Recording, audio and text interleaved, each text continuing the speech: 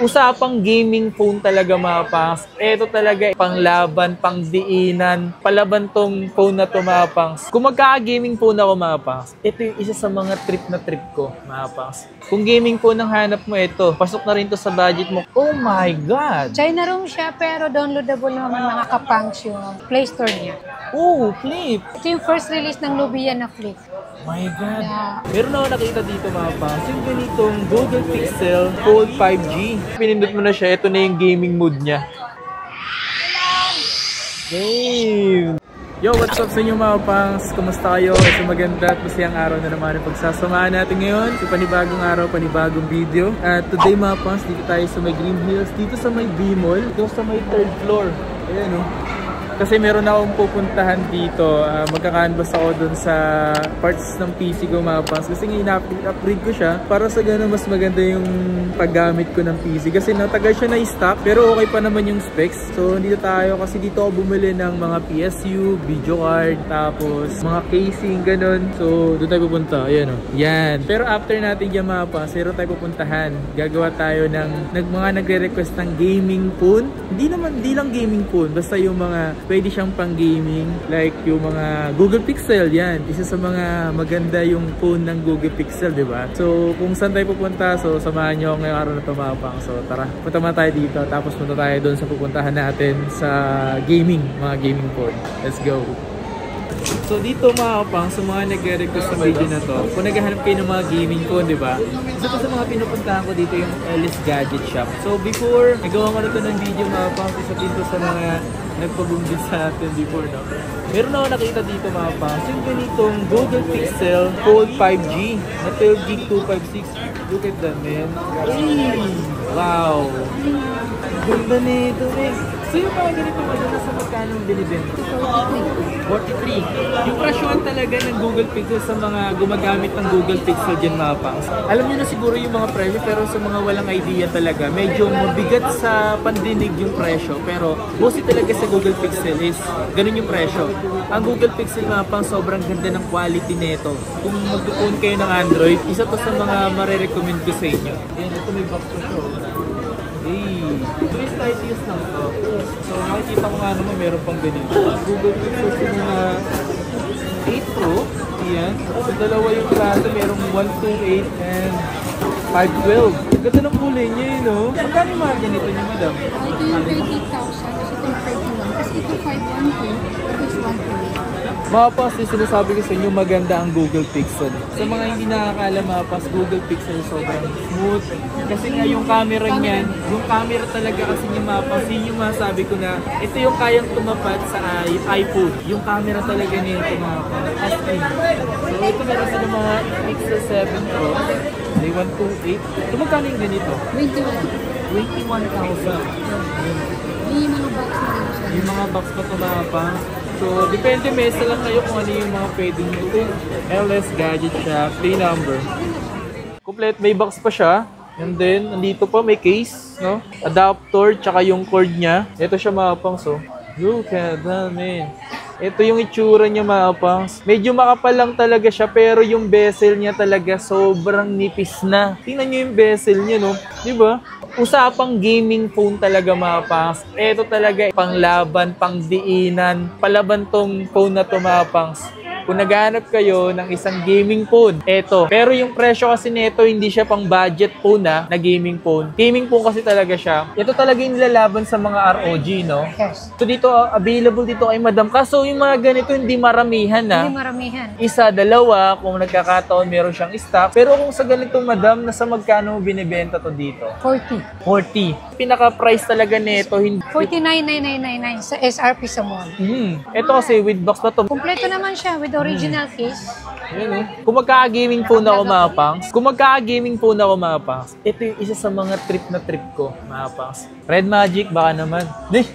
40K yung ganito. Almost brand It's a new pre-love nga. Kasi yung mga ganito, kahit pandiinan tumapas, marami pa rin gumagamit nito na slight use nila kung gamitin. Dapat paunahan kasi hindi sa lahat ng oras meron tayo. Oo, paunahan. So, kung napapanood nila to, habang pinapanood nila yung vlogs natin, baka pag pumunta, wala na. iyon. Pero mas magandang gawin nila mag-message sa Facebook page. Mag-message bago pumunta para hindi Yes. masayang yung A40. Yes, tama. Kasi not all the time. Even the brand new kasi wala sa Green Hills yan. So, yung Meron pa game- naman tayong natitira dito na medyo old model ng Pixel 7 Pro. Yan. So, ito yung Red Magic din na 7S Na Pro. affordable naman siya kahit paano. Kasi 18 GB RAM siya Mhm. na 512. It's only 21,000. Ito, kung gaming phone ang hanap mo, ito. Pasok na rin to sa budget mo. Kaya mong pag-ipunan tumapang 7S Pro Red Magic. 18,512. 18 gig 512. Kaya nga, 18 gig na yun, no? Tapos may kasama pang box. Ayan.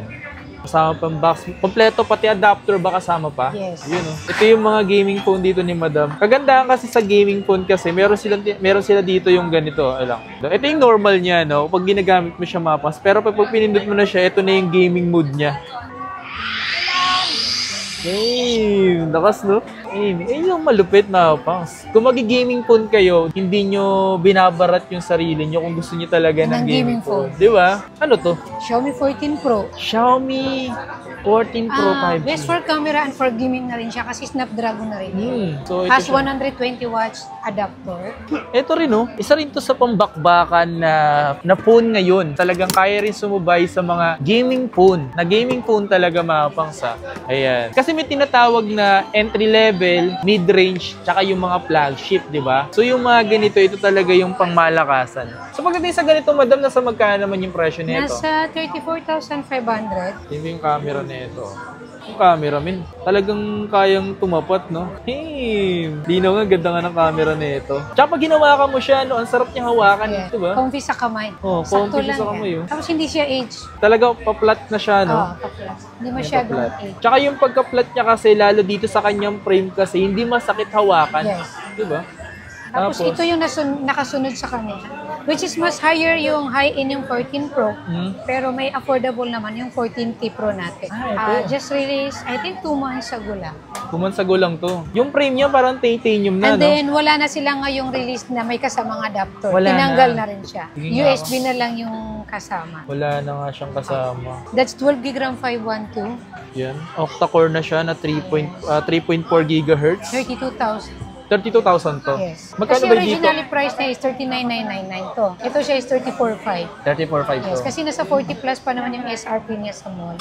Ito kasi may pagka-steel, no? Oh. Stainless. It's Tapos, mas high-in yung Oh. specs nito. mas mabigat nga to kumpara dito, no? Pero pagdating naman sa kanyang camera naman kasi mga pangs, no? Parang hindi naman sila nagkakalayo din, di ba? Pagdating sa camera, smooth pa rin naman. Ayo, yung camera niya halos magkakaano. Parehas naman. Ayan. So, ito yung mga available dito. And then let's go to the fold. Sige nga, Kasi sige nga, ito pakita yung natin mga, minsan lang magkaroon talaga sa Green Hills. Yan. Yeah, Kumbaga, ito very yung rare mga types. walang gano'n talagang ganito, eh.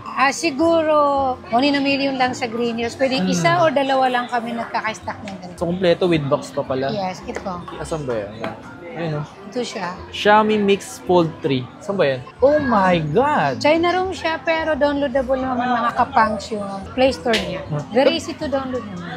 Look at that, man. Tinan nyo yung nipis niya. Tinan mo yung nipis. Yung nipis talaga nito. Open natin siya. Oh my. Ang gaan niya. Kumpara sa mga fold na nakikita nyo palagi. Di ba? Look at that, man. Tsaka ito yung fold na medyo malapad, no? So, magkano yung mga ganito nyo pala? 47,000. Yan. Ito yung mga China room, mga China room magaganda talaga yan. Hindi porket sinabi mong China room is China talaga siya. Na-fix siya. Hindi po. Hindi po. Yung version lang po yung ibig sabihin niya. Oo. Pero ang wala lang naman sa kanya is yung Play Store. Pero pwede naman siya i-download na napakadaling gawin. So, ano yan? Ito naman yung... Ito yung ano, yung yan OnePlus. talagang kaya mong ipagmalaki na vlogs mo. That's OnePlus Open. Sayang lang kasi low-bat siya, no? So, ito yung itsura niya mga pangso. So, leather yung back niya, no? May Originally, pagka-leather type. price yan nung unang release talaga niya is 99,999. Damn, ganun yung dating presyo. 100,000. Almost 100K. Sa Then, Hong Kong price, pero when they arrive here, mga 105 na. Tingnan nyo, yung ganitong fold, sobrang gaan niya mga pangs ha. Tapos yung nipis niya nakikita mo, pag binuklat mo na kasi siya, ayan, nakikita mo naman, lobat lang siya mga pangs, but working to, as light use to mga pangs. Pero sa mga ganito, madam, Ano siya, global. global to. Yes, global. Global. 16 gig RAM 512. Isa yun sa magandang global, no? Yes, Hindi lang siya global local. Tapos, even to fold siya, dual SIM pa rin naman siya, physical.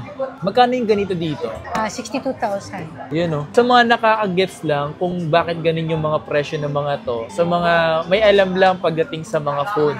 Pero pag wala ka kasing alam regarding sa phone, sa tingin mo kasi sa magiging mindset mo, medyo pricey siya kung titingnan mo. Pero kung may idea ka, yung presyo na yun, alam mo yun na worth it yung pera mo dun sa ganito. Ito yung mga phone na worth it talagang bilhin din. Pero kasi kung hindi nagkakasya yung pera sa'yo, hindi worth it para sa'yo itong ganitong phone. Much better na, siguro kaya mong pag-ipunan in the future, Yes. di ba? Pero, masabi ko sa inyo mga pas, kaya mo rin naman itong bilhin. Ipong ka lang, no? So, wala pa namang release ng OnePlus Open 2. Wala pa naman. Nasa 1 pa lang naman tayo. Sa mga naghahanap, meron to. Ito yung mga kakaibang phone na pinapakita natin mga pangs. So, dito lang natin yan nakikita kay Madam sa LS Gadget siya. yan. Dati kasi ano pa yan, hub, di ba? Oh, medyo nagkaroon Apa na yan? kasi dun sa BI app namin.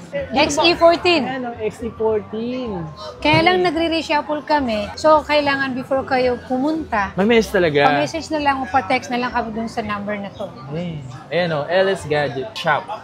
Okay, siguro sa mga viewers natin, sa mga subscribers natin, alam niyo naman, isa din sa mga pinupuntahan natin to kapag napapadaan tayo sa Green Hills, mga kapangs. Ito, on the spot lang tumapas yung ginagawa natin para sa ganun naman magkaroon ng chance yung iba, di ba? Na magawa natin ng mga ganito. So, ito yung mga pwede at marami pa yun, mga kapangs. Ayan o, marami pa rin naman siya doon na nandun. Ayan yung mga available niya, mga kapangs. Ayan o, may mga Black Shark pa nga siya doon, ROG6. Yung mga ganun pa rin naman siya doon. Ano yan? C50 Ace Pro na global. Ay, Nobia. Oo, maganda yan. May nirelease na ganito na ng mga... Ace Pro. Yun nga lang, unit lang siya nang makuha ko. Pero very rare din yan na makita natin. Magkano ganito sa inyo? 21. 21. Grabe, ito rin pala. May nilabas kasi na ganito, di ba? Yung parang... C60 Ultra. Yung di meron nito yung mababa lang, no? Ganito din pangalan niya. Parang mababa lang yung budget nun. Basta... Oo. That's around 10,000 lang yata. Oh, pero medyo low resolution na sila. Oh, mababang specs kasi yun eh. Pero ito yung mataas na specs talaga. Meron din tayong bagong release sa Nubia rin. Medyo Ano yan? Nubia Flip 5G. Oh, Flip! Ito yung first release ng Nubia na Flip. My God. Na almost brand new na siya.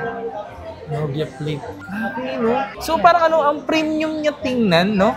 Pag hawakan mo siya, di ba? Compare sa ibang Flip. Hindi mo makikita yung mga fingerprint niya, di ba? Matte kasi siya eh. May pagka-matte, tapos parang may pagka-matte finish niya, tapos ito, sarap hawakan niyo, kasi ang premium niya tingnan. Anti-finger. Anti-fingerprint nga, no? Kompleto rin siya.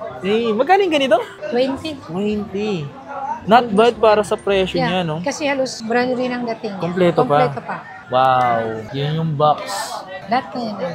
So, dito kayo sa shop ni Madam na makakita sa kanyang shop ng mga ganitong gaming at siyempre yung mga China room na phone at yung ibang mga hindi nyo nakikita palagi. Ito yung mga yun. Oh my God, man. Solid yun, no?